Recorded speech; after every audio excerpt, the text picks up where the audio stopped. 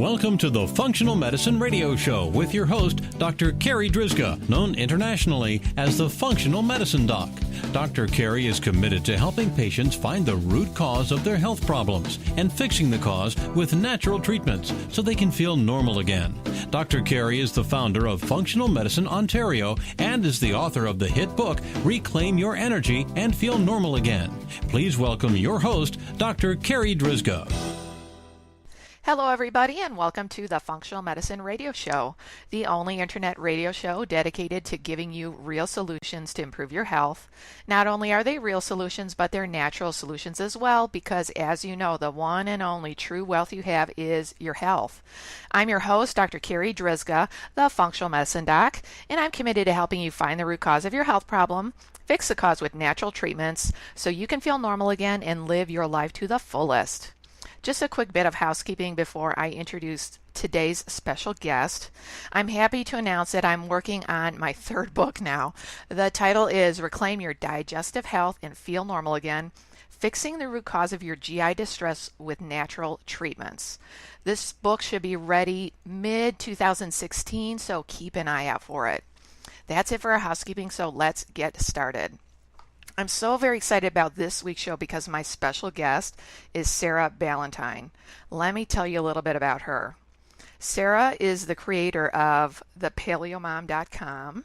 She's co-host of the Paleo View podcast, and she's a best-selling author of The Paleo Approach and the Paleo Approach Cookbook. Sarah earned her doctorate in medical biophysics and spent years doing research on critical care medicine, innate immunity, gene therapy, and cell biology, earning a variety of awards for research excellence along the way. Sarah's transition from the academic researcher to a stay-at-home mom to award-winning and internationally recognized health advocate and educator was driven by her own health journey, which included losing 120 pounds and using both diet and lifestyle to mitigate and reverse a dozen diagnosed health conditions. Sarah's deeply interested in understanding how the foods we eat interact with our gut barriers, our immune systems, and our hormones to influence our health. Sarah, thank you so much for being my special guest today on this episode of the Functional Medicine Radio Show. Thank you so much for inviting me. I'm really excited. Sarah, as I was getting ready for our interview today, I realized that you are the first real paleo expert that I'm having on my podcast. And then I thought, why did it take so long to do this? It's kind of slipped through the cracks, I think. Well, I'm super excited to be the first. Like, no pressure on me, of course. Oh, and as this podcast is airing through the holiday season, I find it very typical going through the holidays that people get off their diets, they start eating unhealthy because, hey, it's a time of celebration. And then January comes around and they want to get back on the health bandwagon. And so I think our podcast is coming out at a really great time. I think also, as clearly I'm very enthusiastic about the paleo diet, hence the word paleo in everything that I do. But I think too that it's a very common time for people to find paleo. Yes. Because it's such an excellent recovery diet, right? So we tend to, when we're overindulging during the holidays, most of us feel it. Most of us feel run down. We can feel we don't have the same energy. We feel lethargic. We'll start to get headaches. We'll start to have mood issues. The stress of the holidays will start to get to us. I know myself, when things slide that way, I start to get joint pain and just muscle fatigue. And it's really vague and amorphous. And I just generally feel meh, which I think is a technical term, right? It is. It's diagnostic of something. Something. Well, and I also find at the end of the year, people are thinking about, well, another year has gone by, and this is what has happened during my year. Here's the good stuff. Here's the bad stuff. And then they kind of start doing a health inventory. And it's, I'm a person who likes to set resolutions, and usually way too many that is actually practical to right. address and achieve. And so when I get to this time of year, I start to go, okay, it's for human nature to focus on the negative. So not what did I achieve this year, but what what still hasn't fallen into place for me yet? And that type of mindset, when you're dealing with chronic health problems, when your health and fitness isn't where you want it to be, whether you're, battling some weight you want to lose, or you just want to be able to perform better at the gym, those types of it's really all health problems, right? But those types of things is a place where people will come to paleo very, very commonly, right? So people come to paleo because they want to lose weight. People come to paleo because they have chronic health problems and they want to use diet therapeutically to manage those health problems, or they come from a performance standpoint, or like a mix of those things. And I think what generally people find, right, once you get over that sort of deer in the headlights, oh my gosh, I have to give up all of these favorite foods.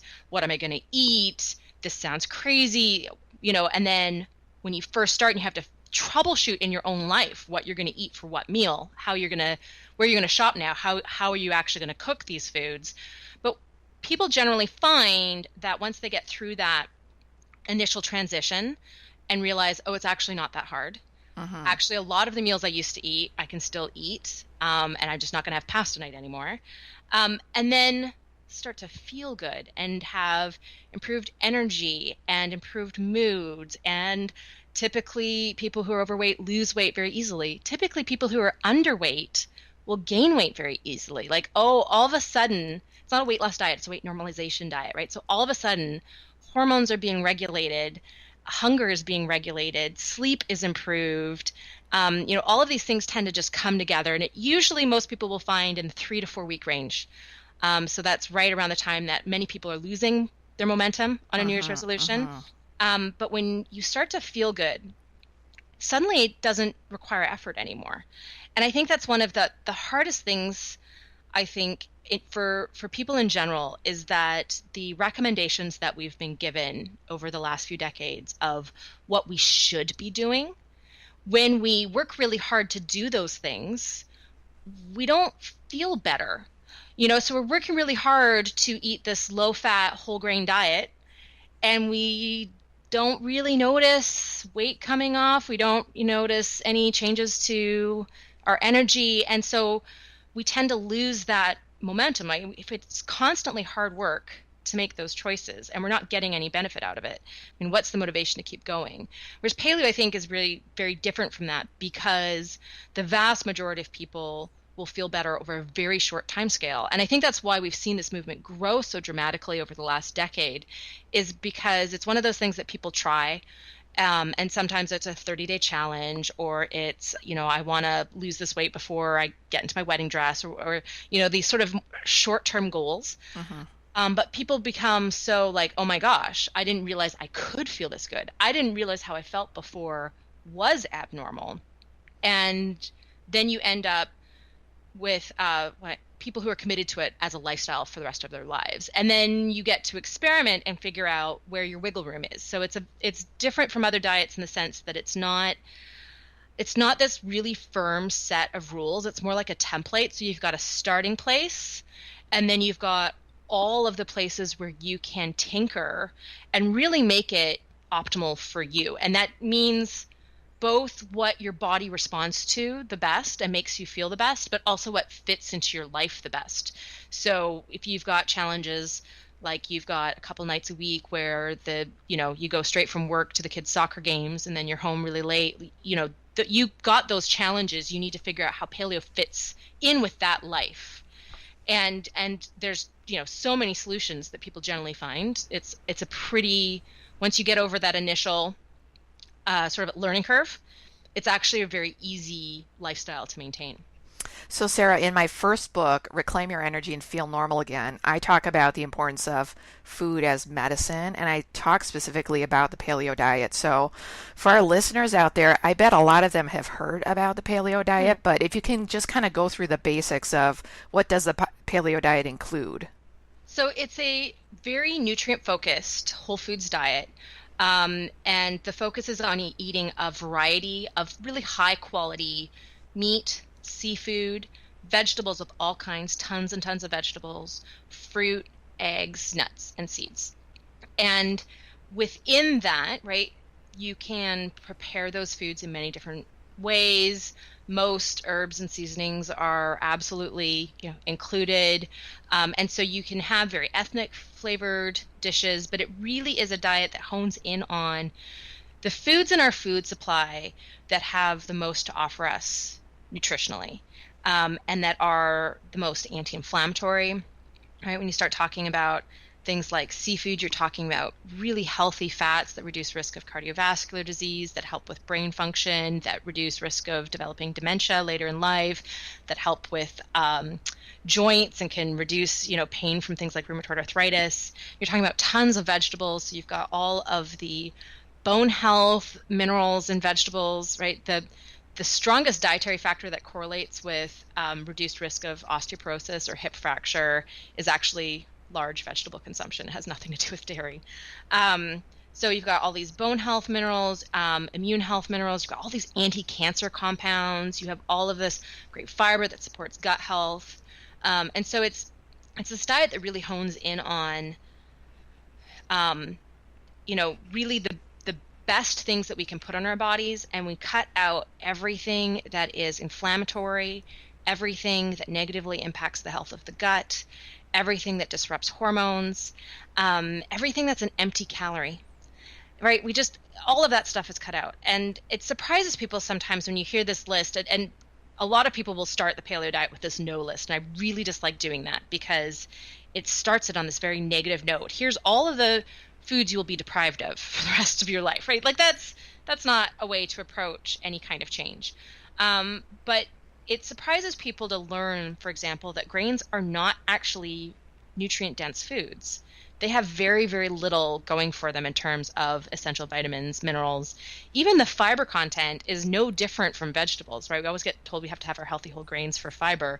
Well, vegetables have just as much fiber, a fraction of the amount of sugar, and typically up to about 10 times as much vitamins and minerals, and then also has all these great phytochemicals which reduce risk of cancer and are anti-inflammatory and anti-aging, and like that sounds amazing. And so we take out these foods like grains, like legumes that can be very, very problematic, and we focus in on the nutrients, the foods that have the most to offer our bodies. Okay, Sarah, so I know a lot of listeners, it's the holiday season and they're wondering about alcohol. Is alcohol allowed on the paleo diet? Yes. So that's the short answer. It's generally considered sort of a gray area food. So alcohol, our genes that are help us process alcohol date back about 2 million years, so before we were actually humans. So we've clearly sought alcohol. It was actually originally a way of us to detect the ripeness of fruit. So we have this ability to detect fruit that's riper because the alcohol content of fruit increases as a fruit ripens.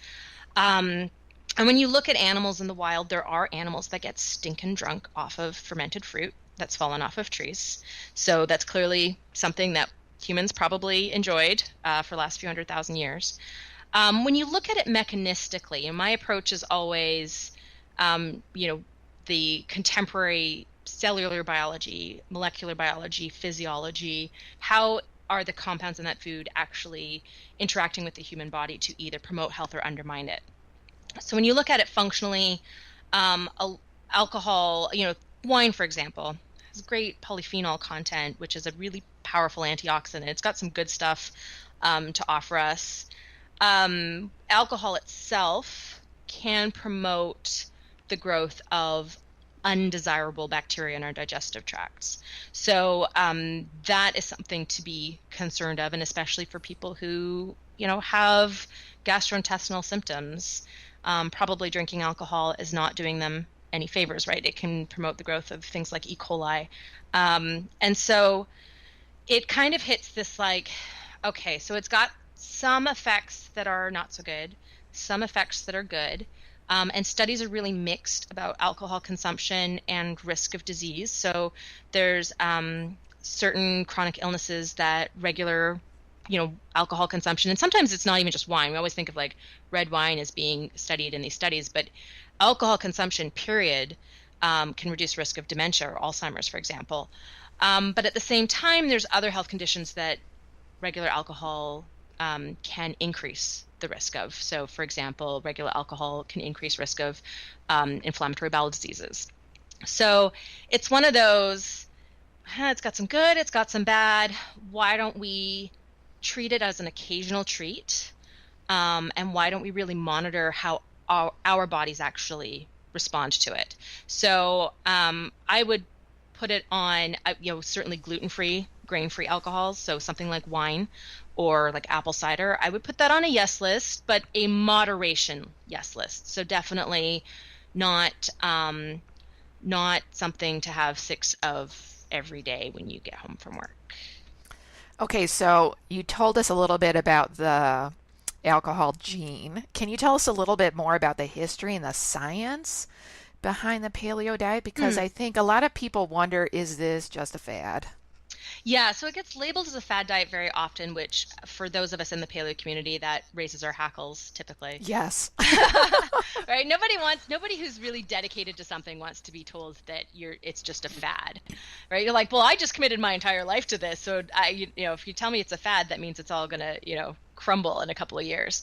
So the paleo diet originated with some, researchers. They were anthropologists, evolutionary biologists, and other sort of kinesiologists, but doing sort of anthropological research. And it came from this idea that when we look at hunter-gatherer populations, whether they're historically studied, because over the last couple hundred years, there were actually some scientists who were doing some really excellent research. And even though those particular populations don't exist anymore, we've got some really great information about how they lived, or the current, populations of hunter-gatherers that are sort of scattered across the world. And we look at them and they do not suffer chronic illness the way we do in Western societies. So they don't get cancer, they don't get cardiovascular disease, they don't get diabetes.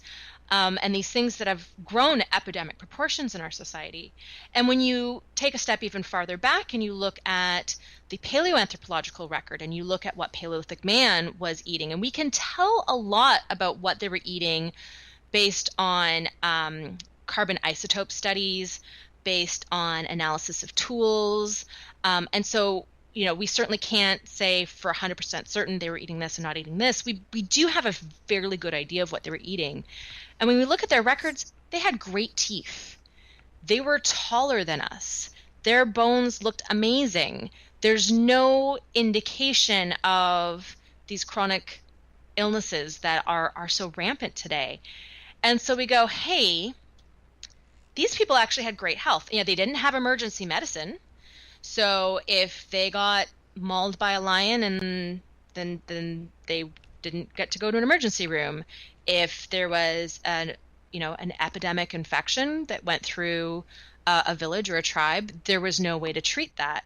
And so you had to just be naturally healthy. You had right? You had to not suffer an accident, right? Yeah. So one of the when we start this paleoanthropological argument, people go, well, cavemen only lived to be 30.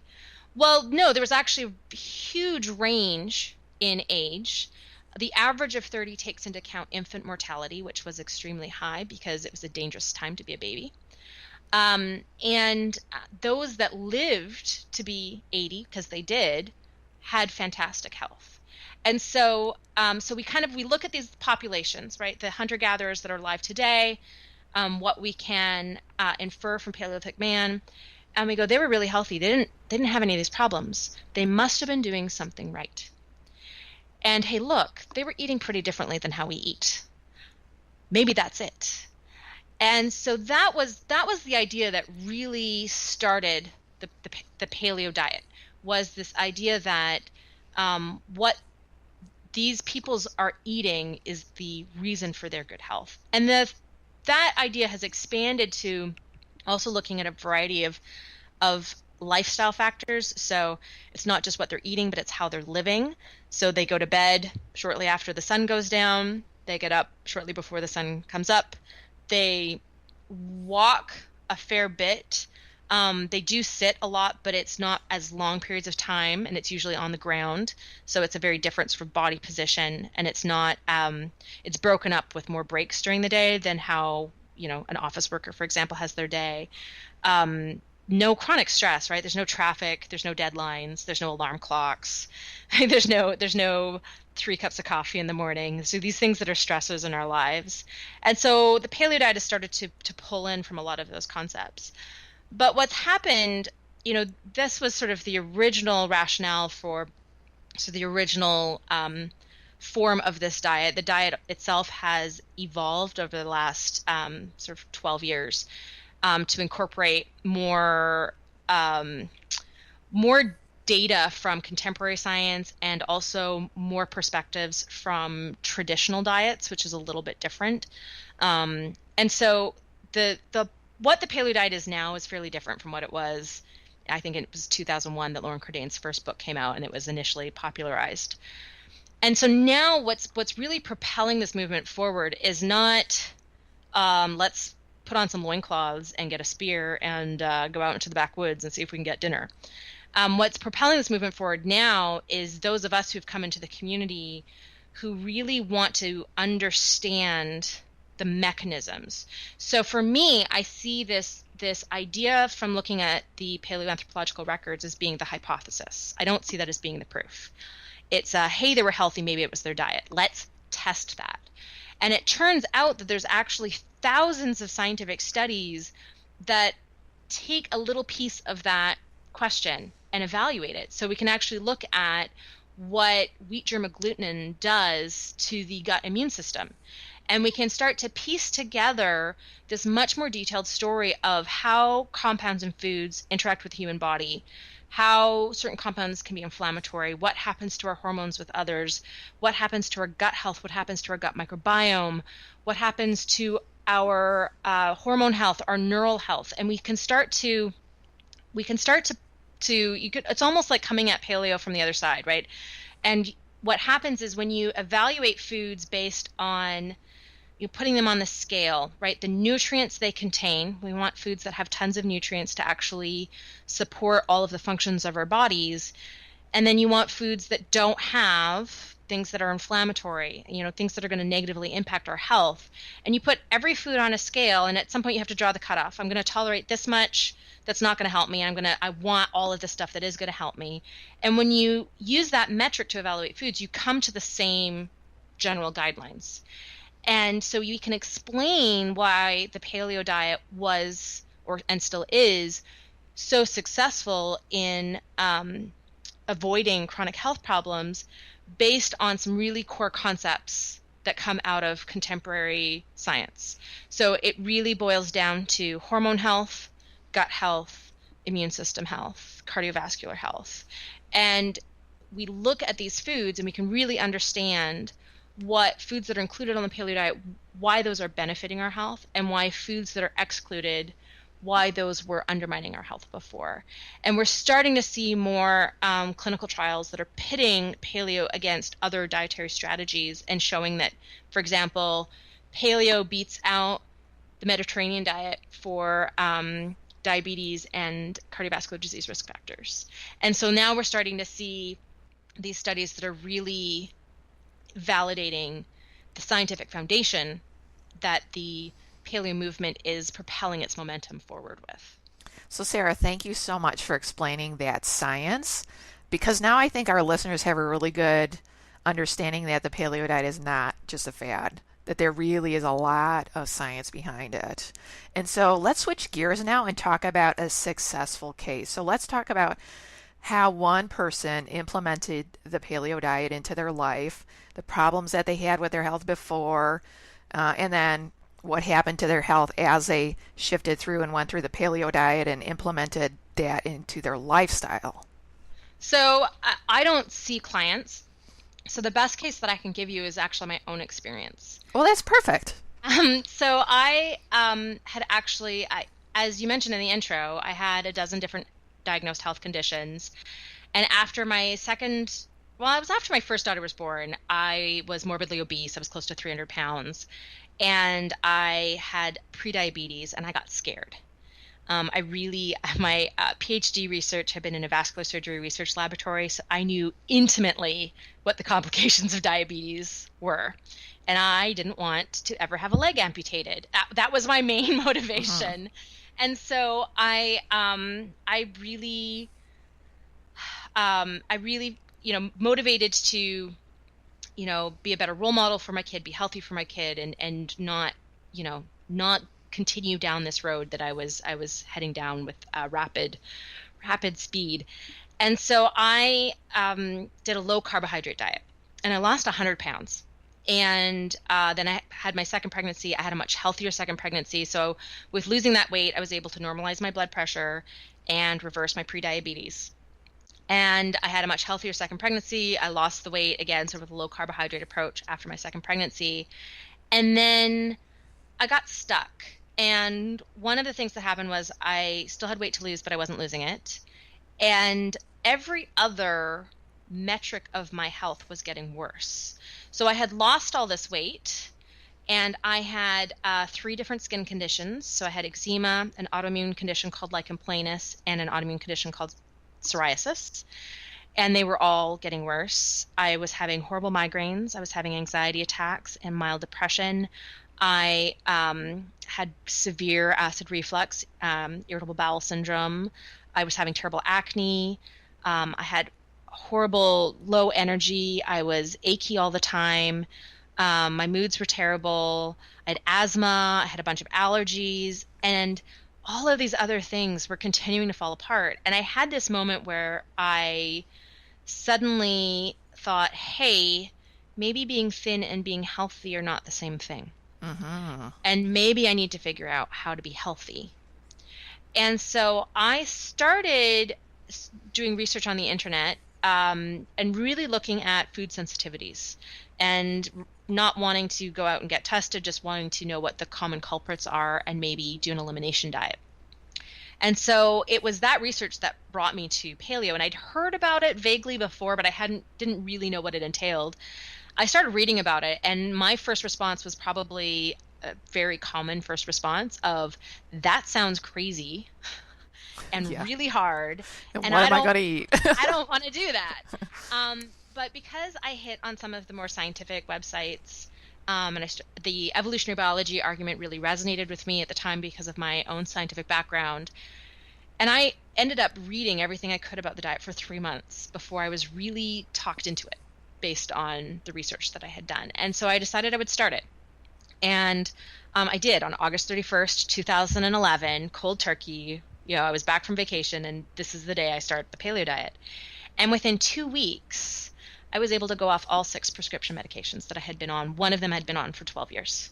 That is amazing. It is. Like my doctors just thought I was crazy. They're like, well, how can you, not have severe acid reflux all of a sudden? Like, I don't anymore. I don't need laxatives. I don't need my asthma medications. I don't need all of these steroids that I slather on my skin. Like, everything's improving. I lost weight really quickly. So I lost 20 more pounds in just a few months. My energy was better. My migraines went away. My skin improved. And it generally felt like all of the pieces of the puzzle were falling together. And that excitement was what ended up driving me into creating a blog and starting to create resources to sort of share what I was learning with whoever was out there and wanted to know more, because I really needed to stop talking to the hairdresser and the dental hygienist about how amazing paleo was. You had to tell the world. I had to tell the world. I was like, why don't I instead of just talking to innocent bystanders, I should just create this resource for other people who are looking for it rather than going out and being the crazy person. But what was really interesting was, even though I had this initial improvement in my skin, my eczema went away and my acne went away, but my lichen planus and my psoriasis persisted. And so about 3 months into paleo, and at this point I was getting more and more well versed into the science and really understanding the mechanisms. And I was really committed to this approach, right? It's a very functional medicine type approach, right? I am providing the raw materials that my bodies need for all of the millions of chemical reactions that are happening in every cell in every moment. right? So it's a very different way of thinking about food than calories in, calories out, or carbohydrates in, or like it's a very different approach. So I was committed to that approach, but I needed to tinker. And so what I ended up doing was sort of happening on this variation of paleo called the autoimmune protocol that was not very well communicated at the time. The rationale behind it was fairly minimal, but it was designed for someone with autoimmune diseases, and both psoriasis and lichen planus are autoimmune diseases. So I decided I would try that as a New Year's resolution. So in January 2012, I started the autoimmune protocol, and that was where, okay, finally now these missing pieces are starting to really fall into place. So that was how I discovered that my body is very, very sensitive to nightshades, which is the family of vegetables that includes tomatoes, peppers, potatoes, eggplant, chilies, and that I really can't, those things are just as bad for my body as gluten is. Gluten makes me violently ill if I get accidentally exposed to it. And nightshades make me extremely inflamed. I'm miserable for weeks and weeks and weeks afterwards. So I got to really experiment. That was how I really developed an even more intense nutrient focus than I think is still common in the paleo community. So for me, I started incorporating organ meats into my diet several times a week, a lot more seafood, really large portion sizes of vegetables, and I really started to tinker. I discovered just how important sleep is for my health, just how important stress management is for my health. And when I have all of those pieces in place, and I'm not, for example, writing a book, then I am 100% all of my autoimmune conditions, which also include arthritis and Hashimoto's thyroiditis, all of those are in complete remission. Once I let sleep slide or let stress slide, then all of a sudden, it's harder work, and I'll start to feel those things. So for me, it's become, how I eat is just how I eat, and it's easy. And my whole family eats this way, including my 8-year-old and my 5-year-old. But what I've really had to learn is that it's not just about food, and that lifestyle is equally as important. And actually, I think in many ways harder to prioritize. I think it's easier to completely change the food on our plates than it is to restructure our lives so we can go to bed 2 hours earlier. I think you're right about that, Sarah. And I want to just thank you for sharing your health story with our listeners, because it's an amazing story about how taking control of just one thing, your diet, and really focusing on having your food as your medicine can have such a huge impact. But even on top of that, bringing all of this information out into the world. And I mean, I credit you with developing the autoimmune paleo diet. And I've recommended your books to so many patients out there. Like, you've really helped have an impact on functional medicine as we know it. That's, what's amazing to me is that the resources that I've created were all motivated by me just trying to sort out my own stuff, and me just trying to figure out what my body needs, but then trying to understand the science behind it, and trying to understand what about that is specific to me versus generally applicable. And that, and then putting together that resource for everyone else. I mean, I started having health problems at 7 years old, and they progressively got worse through my teens and my early 20s. And because of those health problems, I had a hard time with life. I was bullied as a kid. I really struggled with the stress of graduate school. I was in a lab environment that had some really weird social dynamics going on. And I feel like if I'd had my health piece together, that would have changed a lot of the other experiences in my life. And so what I really try to do with my resources is provide people with the information that I wish I'd had 30 years earlier, that would have, granted, I wouldn't be doing this right now if I hadn't had all those experiences. But what I'd like to do is help shelter other people from having to go through that, and so that they don't have to go through what I had to go through. And if I can even help one person not have to go through those experiences, then, that's it. That my life is successful. So, Sarah, can you tell our listeners where they can learn more about you? So I blog at thepaleomom.com, and from there you can actually link to everything that I do. You mentioned my books, The Paleo Approach and The Paleo Approach Cookbook, which are really designed at taking the paleo diet to a therapeutic level for autoimmune disease and other chronic health conditions. I also have a new cookbook coming out in 2 months, or December 15th, so actually maybe not 2 months by the time this airs. It's not even 2 months now. I can't count. It's a month. Oh, goodness. Time is flying. So I have a new book coming out called The Healing Kitchen, and it's another cookbook using the paleo autoimmune protocol, but much more designed to be very accessible and approachable for people who don't want to spend a lot of money on food, don't spend a lot of time in the kitchen. We really tried to make this book just crazy accessible, and then you can take that and go up to the Paleo Approach Cookbook and get the much more nutrient focus with recipes. So generally I have a podcast, The Paleo View. I have a television show pilot called Paleo Bites, so you can watch on YouTube. And and you can link to all of that from thepaleomom.com. So you don't have to feel like, oh no, I have to write all this stuff down. Just go to thepaleomom.com and you will find everything that I do. For the listeners out there that are driving right now, or you're on your bike or whatnot, I'll make sure that all of those resources are in the podcast notes so that you can easily find Sarah and all of her great stuff. Sarah, I want to thank you so much today for being my special guest. This has just been an awesome interview, and I want to have you back on so that we can get into more detail on the autoimmune paleo diet and even talk about how vegetarians and vegans can do the paleo diet. Would you be willing to come back on? I would love to. Oh, absolutely. Fantastic.